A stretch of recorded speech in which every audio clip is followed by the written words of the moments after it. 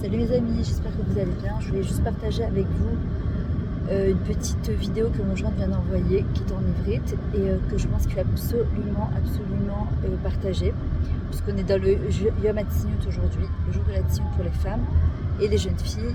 Alors il y a un papa qui a raconté dans le site Or HaGeoula, pas d'Or HaGeoula du Rav Cohen, Or HaGeoula, donc c'est en hébreu et traduit en anglais. Il a une fille à Bnei Brak qui est une très très bonne amie, qui a fait les séminaires à Bnei Brak, etc. Donc il vient d'une famille très orthodoxe. Et cette jeune fille a malheureusement été entraînée et influencée par des jeunes filles qui elles-mêmes cherchent leur chemin. Elle a tout abandonné, tout lâché, tout la cache-route Shabbat. Elle faisait plus rien. Mamash, elle a laissé tomber toutes les mitzvot, sauf une. Étrangement, c'était la mitzvah de la Tzniut. C'est très paradoxal parce qu'on ne comprend pas pourquoi Davka aurait regardé cette mitzvah-là. Et quand il y a eu la Messibat Nova, donc le 7 octobre, donc ses amis lui ont dit allez viens on y va, elle a dit ok pas de problème, mais elle est restée quand même 6 août avec sa jupe longue, ses t-shirts longs, etc. Et quand malheureusement les terroristes sont arrivés, elle a vu plein de ses amis mourir devant ses yeux. Et elle s'est allongée sur le ventre par terre, la tête dans le sable, elle était complètement couverte avec ses habits.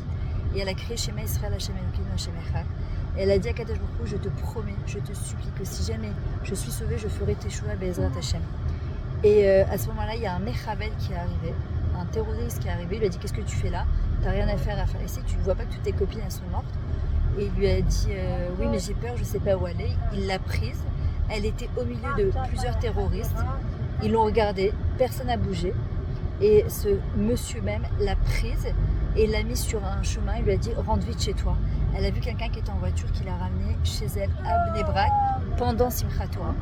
Et quand elle a raconté à sa mère lui a dit que ça devait être Eliyahu Hanavi qui t'a sauvée par le mérite de la mitzvah de Tzniut que tu as gardée. Donc c'est de première main que j'ai entendu cette histoire sur YouTube.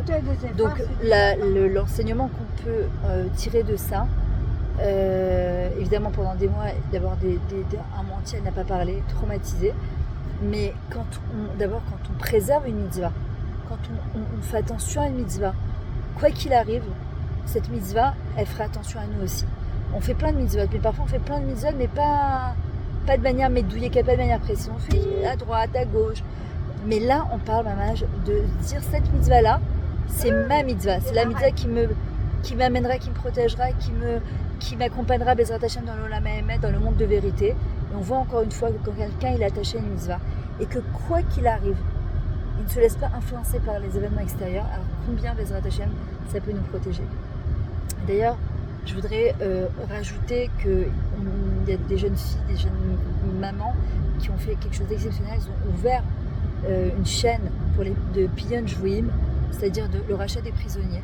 Que Bezrat Hashem, tous les Khatoufim rentrent à la maison très rapidement.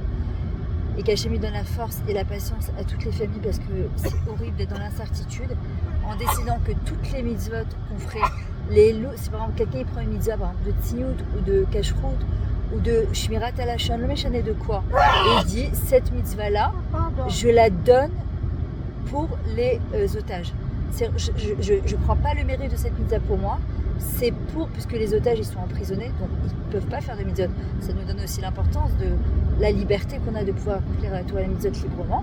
Et la deuxième chose, c'est que s'ils sont déjà décédés, alors ce soit les Louis Nishmatam pour l'élévation de leur âme, qui Bezrat Hashem continue à prendre les mitzvot d'en bas. Voilà, je vous aime très fort. Partagez cette vidéo, c'est hyper important. Et Bezrat Hashem qu'Hachem il donne l'envie d'avoir envie de lui faire plaisir et la force. C'est pas une question de on ne peut pas, parfois on ne veut pas, ça ne nous parle pas. Donc on doit demander à Hachem qui nous donne l'envie et la force de faire des mitzvot et surtout pour nous les bnot d'Israël. Et je sais combien c'est difficile pour moi, pour vous, pour la majorité des bnot d'Israël, c'est d'être tzniut. Je vous aime très fort et que des yeshuot.